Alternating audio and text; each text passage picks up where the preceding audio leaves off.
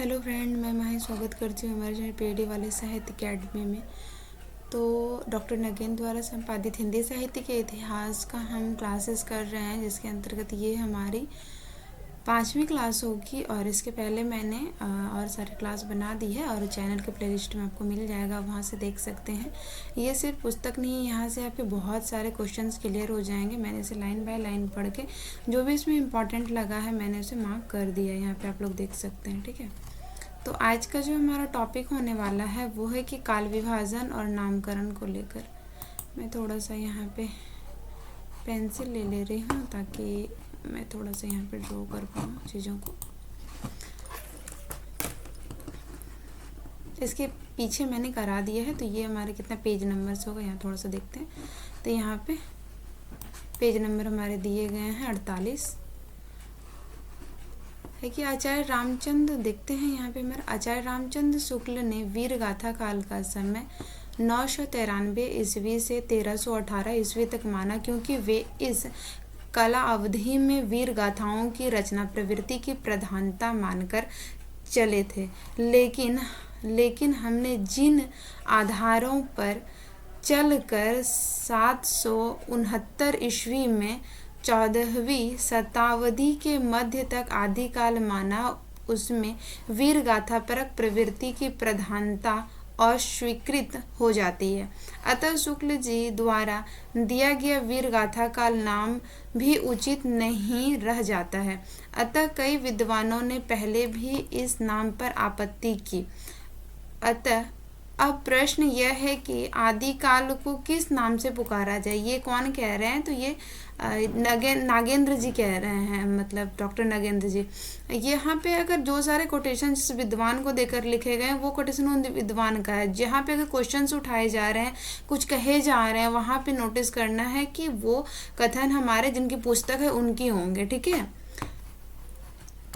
जहाँ तक अन्य विद्वानों के मतों का प्रश्न है, वे उसे चारण काल किसने कहा। यहाँ पे देखिए, ग्रेशन ने प्रारंभिक काल किसने कहा, मिश्र बंधु ने आदिकाल किसने कहा, हजारी प्रसाद द्विवेदी जी ने, और डॉक्टर रसाल ने।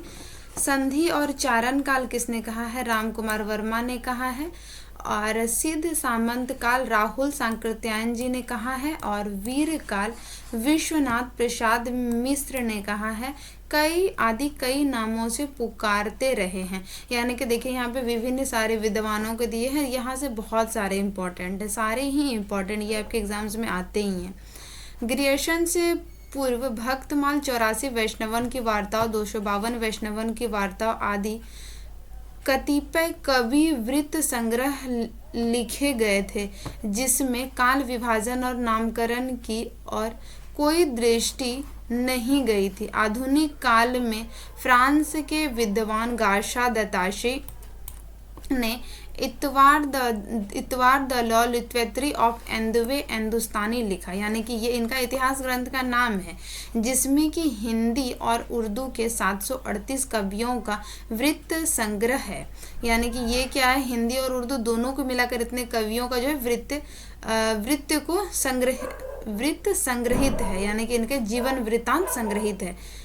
इसमें भी काल विभाजन और नामकरण की और कोई ध्यान नहीं दिया गया था।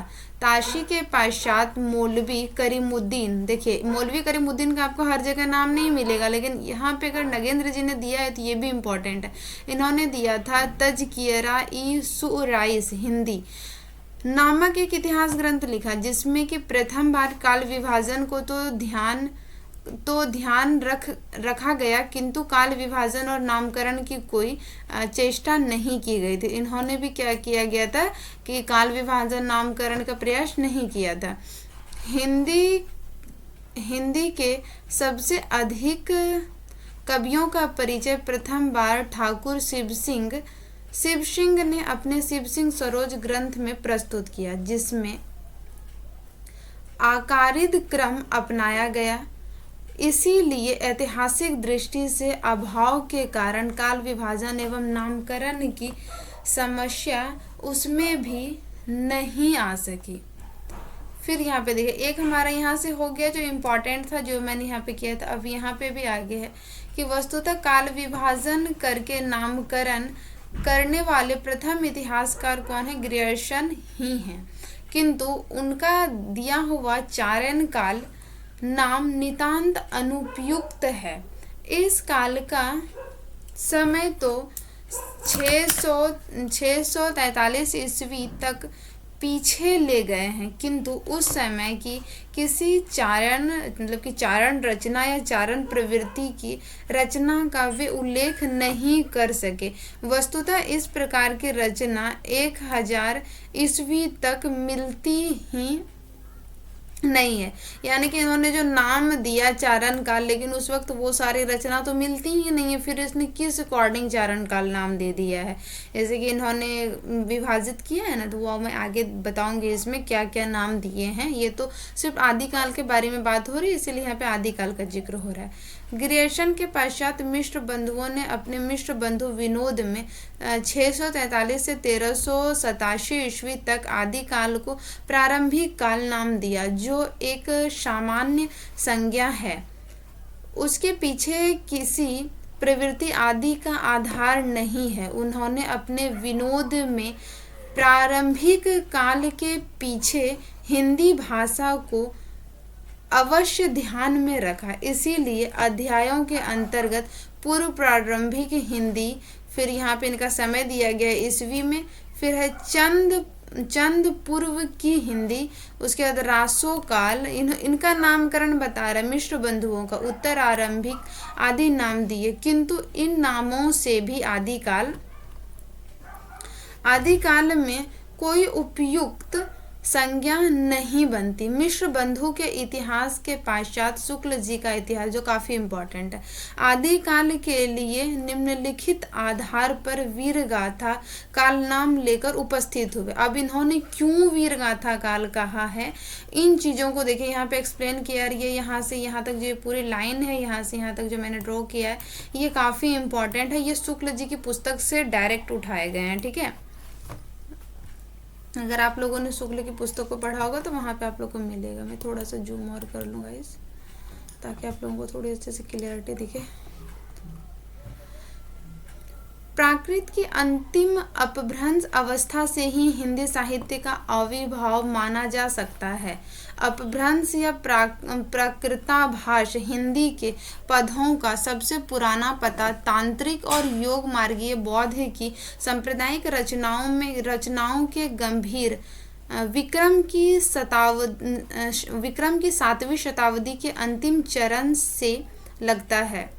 मुंज और भोज का समय जो दिया गया है संवत 1050 के लगभग में, तो ऐसी अपभ्रंश या पुरानी हिंदी का पूरा प्रचार शुद्ध साहित्य या काव्य रचनाओं में भी पाया जाता है। अतः हिंदी साहित्य का आदिकाल 1050 से लेकर 1375 तक, अर्थात इन्होंने कहा है ना स्टार्टिंग में ही, आप शुक्ल जी की पुस्तक में ये चीजें देखिएगा कि आदिकाल में कि महाराज भोज के समय से लेकर हमीर देव के समय के कुछ पीछे तक माना जा सकता है। आदिकाल की अन्य दीर्घ परंपरा के बीच प्रथम 150 वर्ष के भीतर तो रचना की किसी विशेष प्रवृत्ति का निश्चय नहीं हुआ। धर्म, नीति, श्रृंगार, वीर सब प्रकार की रचनाएं दोहों में मिलती है। इस अनिर्दिष्ट लोक प्रवृत्ति के उपरांत जब से मुसलमानों की चढ़ाइयों का आरंभ हुआ, तब से हम हिंदी साहित्य की प्रवृत्ति पर विशेष रूप से बंधित हुई पाते हैं। राजाश्रित कवि अपने आश्रयदाता राजाओं के पराक्रम पूर्ण चरित्रों या फिर गाथाओं का वर्णन करते थे। यही प्रबंध परंपरा रासो के नाम से पाई गई। पता चला कि रासो किस नाम से पाई गई, जो उस वक्त के जो कवि हुआ करते थे वो क्या करते थे, अपने राजाओं की प्रशंसा किया करते थे, उन्हीं का गुणगान किया करते थे, और वही जो रचनाएं लिखी गई थी उसी को क्या बोला गया था, रासो बोला गया था, जिसे लक्ष्य करके इस काल में हमने वीर गाथा काल कहा था। अब यहाँ पे देखते हैं, ये भी इम्पोर्टेंट है, इसमें मुझे कुछ ऐसा नहीं लगा जो इम्पोर्टेंट नहीं है, इसीलिए मैंने यहाँ पे पूरा पूरा मार्क किया हुआ है ताकि आप लोग को अच्छे से समझ में आए चीज़ें। निसंदेह शुक्ल जी ने जनता की चित्त वृत्तियों के साथ कवि की मनोवृत्तियों के परिवर्तन को आधार बनाकर वीर गाथा का नाम दिया, जिसको तर्क संगत कहा जा सकता है, किंतु उसकी परिधि बहुत संकीर्ण हो जाती है। 8वीं शताब्दी ईस्वी के आरंभ होने वाला वह साहित्य उससे छूट जाता है, जिसे भले ही शुक्ल जी ने सांप्रदायिक काव्य कहकर छोड़ दिया। मैं यहाँ पे एक चीज़ बताना चाहती हूँ कि इन्होंने कौन सी रचनाओं को सांप्रदायिक काव्य कह के छोड़ दिया था। तो ये जो सिद्धनाथ जैन की जो ये सब की जो बात होती है ना, इनको ये सांप्रदायिक कहकर अपनी पुस्तक में सम्मिलित नहीं करते हैं ना, तो उन्हीं चीज़ों का यहाँ पे जिक्र कर रहे हैं डॉक्टर नगेंद्र जी, ठीक है। किंतु जो हिंदी साहित्य का अनिवार्य अंग है, और ये क्या है, हिंदी साहित्य का अनिवार्य अंग है, साथ ही खुसरो और विद्यापति तक भी वीर गाथा की प्रवृत्ति का विस्तार नहीं हो पाता। एक दूसरी बात यह भी है कि जिन रासो काव्यों को वीर गाथा काव्य माना जाता है, उनका वर्तमान रूप तो अप्रामाणिक है ही। कुछ आलोचक उन्हें सर्वस्व में ही परिवर्तित काल की रचना सिद्ध करते हैं, अतः रचनाओं की संख्या गिनाकर वीर गाथा काल नाम सिद्ध नहीं किया जा सकता। ऐसा कौन बोल रहे हैं, डॉक्टर नगेंद्र जी बोलते थे ना कि शुक्ल जी ने जो अपनी वीर गाथा काल नाम दिया, उन्होंने अपनी 12 पुस्तकों को आधार बनाकर दे दिया कि इनमें ऐसी वीरता का वर्णन है जिस वजह से मैंने इसका वीर गाथा काल नाम दिया। तो उन्हीं को यहाँ पे उनकी बातों को तोड़ते हुए कह रहे हैं कि सिर्फ गिनती करवा देने से नाम दे देना ये नाम सिद्ध नहीं होता, ये कह रहे हैं।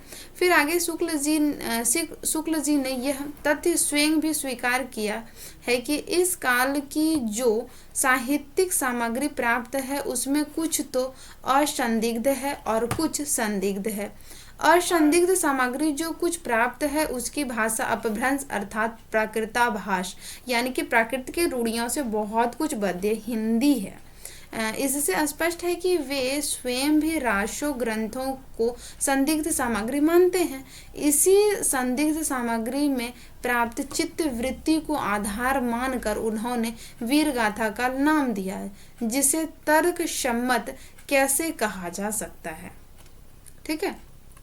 फिर यहाँ पे देखिए डॉक्टर कितने सारे यहाँ से आपके कथन मिलेंगे, आप कथन ढूंढते रहते हैं कौन से पुस्तक से कथन आ जाते हैं, कौन से पुस्तक से, यहाँ पे इतने सारे कथन दिए हुए हैं। और मतलब ये तो इनका मूल पुस्तक नहीं है ना, इन्होंने तो इसे संपादित किया है और सारी पुस्तक को पढ़ के उनसे लेके अपनी चीज़ों को वहाँ पे सम्मिलित करके, तो इसीलिए डॉक्टर श्याम सुंदर दास ने शुक्ल जी की मत का समर्थन किया, किंतु उसके अनुसार उन्होंने ग्रंथ में विषय का वर्णन नहीं किया, अपितु प्रत्येक प्रवृत्ति का आदि काल से आधुनिक काल तक का विकास दिखलाया।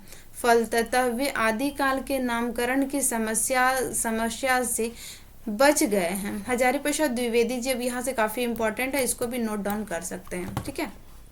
हजारी प्रसाद द्विवेदी शुक्ल जी द्वारा दिए गए नाम से सहमत नहीं है। वे धार्मिक रचनाओं की भी साहित्य का अंग मानने का तर्क देते हैं, अतः जिन रचनाओं को शुक्ल जी ने सांप्रदायिक रचनाएं कह कर छोड़ दिया, उन्हें द्विवेदी जी महत्वपूर्ण घोषित करते हैं। वस्तुतः शुक्ल जी का तर्क निराधार है, क्योंकि धार्मिक रचनाओं में यदि साहित्य का तत्व नहीं हो सकता, तब तो समस्त भक्तिकालीन साहित्य को धार्मिक काव्य होने के कारण हिंदी साहित्य के इतिहास से निकाल देना पड़ेगा। देखिए इनका क्या मानना है, बेसिकली हजारी प्रसाद द्विवेदी जी का कहना है कि अगर आप ऐसा बोल रहे हैं कि वो सांप्रदायिक चीज़ें हैं या फिर धार्मिक चीज़ें हैं जिसकी वजह से मैं उसको यहाँ पे नहीं रख रहा हूँ, तो भक्ति काल में भी तो वही सारी चीज़ें दिखाई गई है, तो फिर उसको भी हिंदी साहित्य से अपना निकाल दीजिए। इनका यही कहना है और कोई बात नहीं है। यहाँ पे ये वही चीज़ों को यहाँ पे एक्सप्लेन कर रहे हैं। वीर गाथाओं से इतर काव्य भी जनता की चित्तवृत्ति का प्रतीक है, अतः आदिकाल की कोई उपयुक्त संज्ञा नहीं बनती है। अब यहाँ देखिए मिश्र बंधु के इतिहास के पश्चात शुक्ल जी का इतिहास आदिकाल के नाम, अच्छा ये दोबारा से यहाँ पे लगता है पेजेस आ गए हैं। हाँ यही तो मैंने यहाँ पे भी ऊपर किया है ना। हाँ यही चीज़ यहाँ पे दोबारा है, इसको थोड़ा सा मैं यही है, ठीक है। हाँ आदिकाल का यहाँ तक था ना, उस पेजेस में हमारा ये डबल पेजेस हो गए हैं। अतः आदिकाल का नामकरण करते समय उसकी उपेक्षा नहीं की जा सकती, यानी कि वही सांप्रदायिक चीज़ों का, यानी कि जिसको धार्मिक बोलते सिद्धनाथ को। फिर यहाँ पे देखिए कोटेशन इंपॉर्टेंट है, राम कुमार वर्मा का है। इनका क्या कोटेशन है कि राम कुमार वर्मा ने आदिकाल को संधि काल और चारण काल इन दो खंडों में विभाजित कर दिया। प्रथम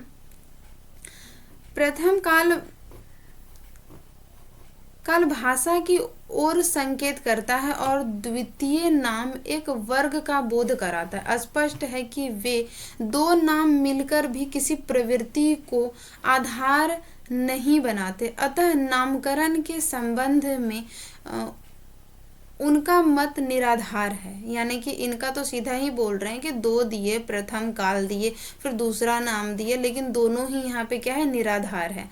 फिर यहाँ पे राहुल संकृत्यायन जी का है कि राहुल जी द्वारा दिया गया सिद्ध सामंत काल नाम केवल, ये भी इम्पॉर्टेंट है, मैंने यहाँ पे इसको कलर नहीं किया बस, लेकिन इम्पॉर्टेंट ये भी, राहुल संकृत्यायन जी द्वारा दिए गए सिद्ध सामंत काल नाम केवल दो वर्गों की और संकेत करता है। सिद्ध स्वयं रचनाकार थे क्योंकि वो सिद्ध थे, जबकि सामंत रचना के प्रेरक थे। यह संयोग की तर्क सम्मत तो है ही नहीं, साथ ही कई महत्वपूर्ण प्रवृत्ति की रचनाओं की भी उपेक्षा करता है। नाथ पंथी और हठ योग कवियों तथा खुसरो आदि की काव्य प्रवृत्ति का इस नाम में समावेश नहीं होता। यानी कि ये तो सिद्ध को खुद को सिद्ध मान लिए और रचनाओं को सामंत मान लिए, उसी के अकॉर्डिंग है, तो बाकी तो कोई चीज़ इन्होंने लिया नहीं, तो ये तो खुद ही तर्क सम्मत हो गए, तो इनके बारे में बोलते हैं। फिर इसी में आता है जो कि विश्वनाथ प्रसाद मिश्र जी कहते हैं कि वीरकाल नाम केवल शुक्ल जी के नाम का रूपांतरण। ये तो सीधा ही बोल देते हैं कि ये तो मैंने जो रखा है ना वीरकाल, तो ये मैंने वीरगाथा के आधार पर ही रख दिया है, ठीक है। अब यहाँ पे हाँ इसको थोड़ा सा पढ़ ले रहे हैं, यहाँ से कुछ हमारे कॉन्सेप्ट क्लियर हो जाएंगे, ठीक है। फिर उसकी थोड़ी सी प्रवृत्तियाँ को देखेंगे, वो हो जाएगा ये हमारा आज वाला। वस्तुतः वे आदिकाल ही ऐसा नाम है जिसे किसी न किसी रूप में सभी इतिहासकारों ने स्वीकार किया है तथा जिसे हिंदी साहित्य के इतिहास की भाषा, भाव, विचारण, शिल्प, भेद आदि के संबंध सभी गुत्थियां सुलझ जाती है। इस नाम से उस व्यापक पृष्ठभूमि का बोध होता है जिस पर आगे का साहित्य खड़ा है। भाषा की दृष्टि से हम इस काल के साहित्य में हिंदी के आदि रूप का बोध पा सकते हैं, तो भाव की दृष्टि से उसमें भक्ति काल से आधुनिक काल तक भी सभी रूपों का बोध पा सकते हैं। वे भाव की दृष्टि से भक्ति, हाँ यहाँ पे मैंने इसे रिपीट कर दिया है, आधुनिक काल तक की सभी प्रमुख प्रवृत्तियों के आदिम बीज खोज सकते हैं। जहाँ तक रचना शैली का प्रश्न है, उनके भी वे सभी रूप जो कि प्रवृत्ति काव्य के प्रयुक्त हुए अपने आदि रूपों में मिल जाते हैं। यानी कि कहने का मतलब है यहाँ पे कि सबसे परफेक्ट जो है वो हमारा आदिकाल ही होगा, क्योंकि आदि के अंतर्गत सारा कुछ आ जाता है ना, ETC, तो उसमें वो कोई भी चीज़ को छोड़ नहीं रहा है, हर चीज़ें आ रही है, तो इसीलिए वहाँ पे उनका आदिकाल ही ज़्यादा इम्पोर्टेंट है। अब यहाँ पे देख लेते हैं, इनके परिवेश को मैंने रखा नहीं था, जो मैंने पहले बताया था कि उसमें से क्या क्या पढ़ना है, लेकिन इसमें थोड़ी सी मैं ये शेयर कर दे रही हूँ कौन कौन सी इनकी प्रवृत्तियाँ थी उस वक्त की। तो यहाँ पे देखिए, आदिकालीन साहित्य के इतिहास के साथ साथ तत्कालीन जो थी राजनीतिक परिस्थिति, हमारा पता ही था कि राजा ये उनके कवि, उनके रचना रासों टाइप से लिखे गए, धार्मिक, सामाजिक, सांस्कृतिक स्थिति की जान पड़ती है। वही चीज़ यहाँ पे मैंने थोड़ा सा मार्क कर दिया है। ये सारा कुछ इतना इंपॉर्टेंट मुझे नहीं लगा, मैंने पढ़ा इसलिए मैंने इसको हाईलाइट नहीं किया। यहाँ पे धार्मिक परिस्थिति जो भी हमारी रही है वो हो गए। और मैं इसको थोड़ा सा देख लूँ। हाँ, यहाँ पे सामाजिक में जो भी उनके समाज की थी, यहाँ से हमारे क्वेश्चन नहीं बनेंगे और यहाँ से मुझे कोई भी ज़्यादा इम्पोर्टेंट लगे नहीं। ये कहानी टाइप से है तो इतना तो पूछे नहीं जाएंगे। अब थोड़ा सा यहाँ पे हम देख लेते हैं यहाँ से जो हमारे क्वेश्चंस बन सकते हैं कितने हैं। थोड़ी सी है यहाँ पे, इसको हम देख लेते हैं। जो इसमें इम्पॉर्टेंट है मैंने उसको पहले ही मार्क कर दिया है, ठीक है। तो यहाँ पे हम देखेंगे अपभ्रंश साहित्य में, अपभ्रंश साहित्य की पृष्ठभूमि का जो भी है उनको हम देखते हैं, ठीक है।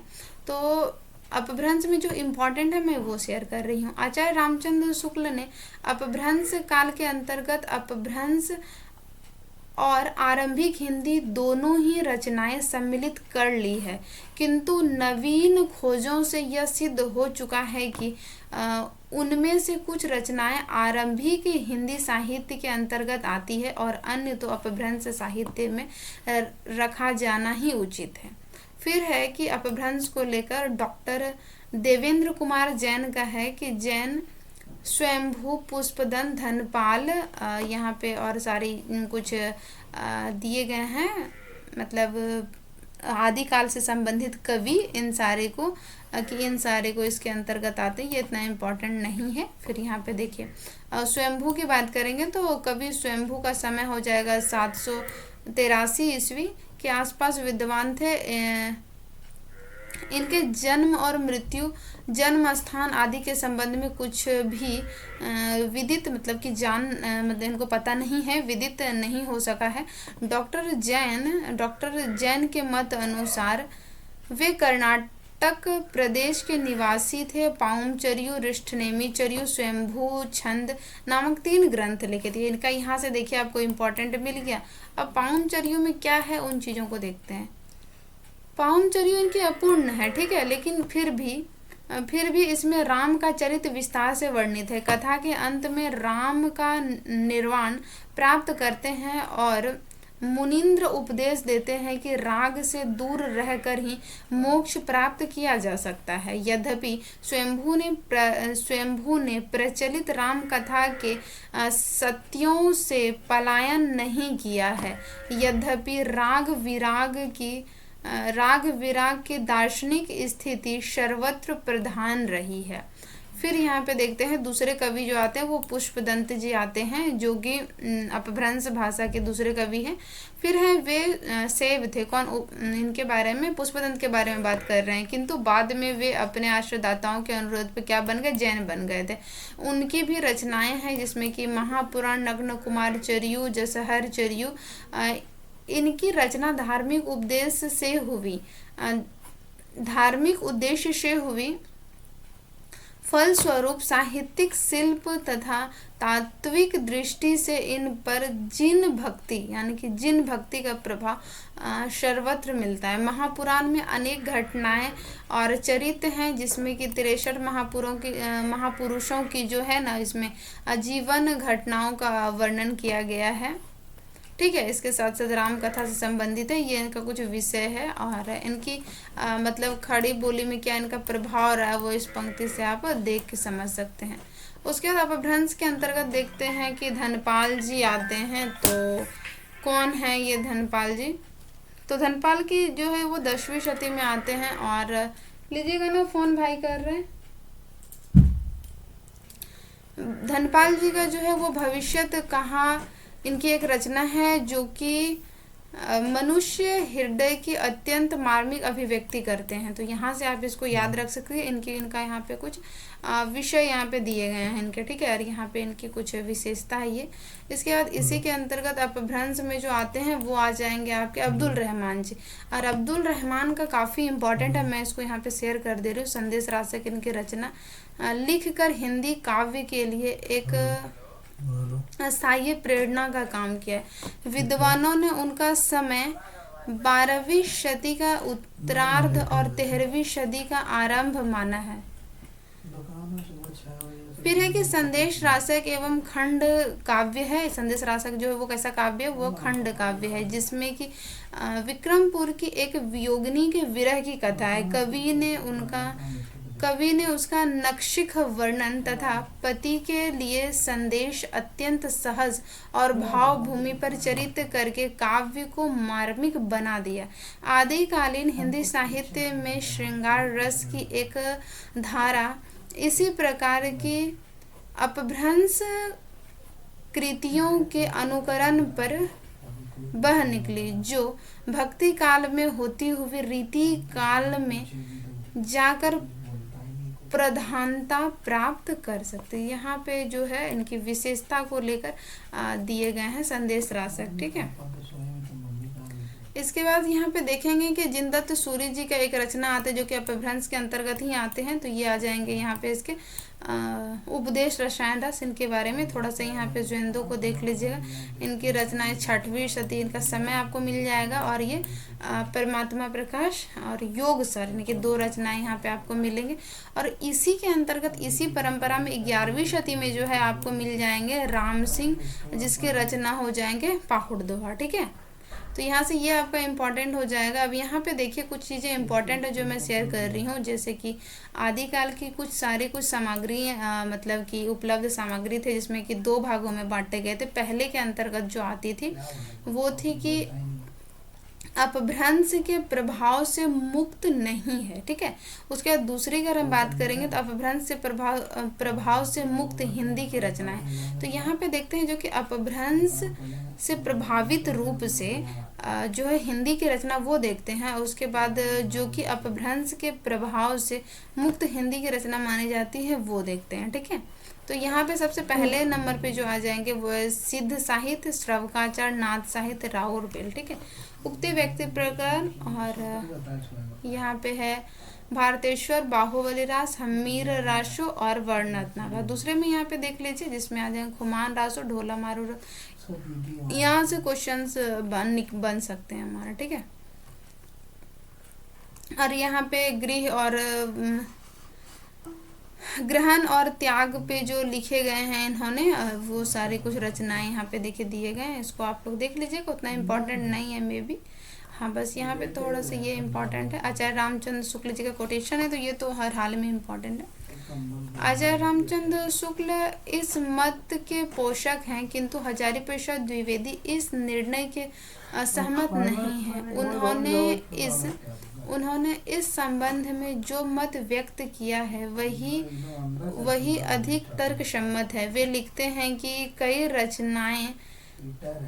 रचनाएं जो मूलतः जैसे धर्म भावना से प्रेरित होकर लिखी गई, निसंदेह उत्तम काव्य है और हमीर रासों की भांति ही साहित्यिक इतिहास के लिए स्वीकार्य हो सकती है। हाँ पापा,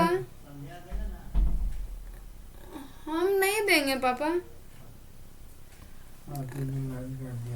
तो निसंदेह, सॉरी फ्रेंड, यही बात बौद्ध सिद्धों की कुछ रचनाओं के बारे में भी होती है। यानी कि ये इनका कुछ कोटेशन है, आप देख लीजिएगा। तो मैं यहाँ पे डिस्टर्ब हो गई हूँ। अतः यहाँ पे इनका ये रामचंद्र शुक्ल जी का, और फिर यहाँ से यहाँ पे हजारीप्रसाद द्विवेदी का, ये दोनों है यहाँ पे, ठीक है। तो कल नेक्स्ट जो हमारा होगा वो हमारा सिद्ध साहित्य पे क्या कुछ इम्पोर्टेंट होगा वो मैं आप लोगों से शेयर करूँगी। और यहाँ से हमारे क्वेश्चंस भी बनते हैं, यहाँ से आपके बहुत सारे ऑब्जेक्टिव्स भी क्लियर हो जाएंगे, ठीक है। यहाँ से बहुत सारे क्वेश्चंस बनेंगे, आप देख सकते हैं। मैंने इसको लाइन बाय लाइन पढ़ा है और मैंने इसको मार्क भी किया है। अगर आप लोगों को PDF चाहिए तो मैं PDF भी आप लोगों को शेयर कर दूँगी, ठीक है। और अगर आपके पास पुस्तक है तो वहाँ से भी देख के मार्क कर लीजिए, और नहीं तो आप इस तरह देख के भी डॉक्टर नगेंद्र जैसे पुस्तक बना सकते हैं, मतलब नोटबुक बना सकते हैं और उसमें लिख सकते हैं इनके इम्पॉर्टेंट की पॉइंट को, तो वहाँ से आपके वो चीज़ें क्लियर हो जाएंगी, ठीक है। तो उम्मीद है ये क्लास आपके एग्ज़ाम्स के लिए यूजफुल रहेंगे, और मिलते हैं नेक्स्ट वीडियो में कुछ यूनिक इंट्रोडक्शंस के साथ, क्योंकि मैंने क्या कुछ पढ़ाई की हुई थी और क्या मेरी स्ट्रेटजी रहती नेट क्वालिफाई करने में, तो मैं अभी आप लोगों के साथ शेयर करूँगी एक इंटरेक्टिव वीडियो के साथ। तो मिलते हैं नेक्स्ट वीडियो में, तब तक के लिए thank you so much guys.